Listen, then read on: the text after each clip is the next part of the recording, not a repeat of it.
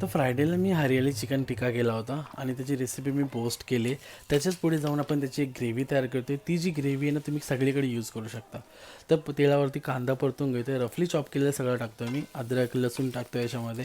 त्यामध्ये ॲड करतो थोडीशी मिरची चॉप केलेली, याच्यामध्ये टोमॅटो चॉप केलेले, कोथिंबीर टाकतो याच्यामध्ये ॲड करून आणि काजू आणि मगज टाकतो आहे. त्यानंतर आपण टाकतो धनिया पावडर, त्यामध्ये थोडीशी हळद, काश्मीरी मिरची पावडर. ही प्रॉपर मिक्स करून घेतो, परतून घेतो आणि लो याच्यावरतीच गॅस थोडंसं झाकण ठेवतो. 2 ते 3 मिनिटांनी सगळं सॉफ्ट होऊन देतो आहे.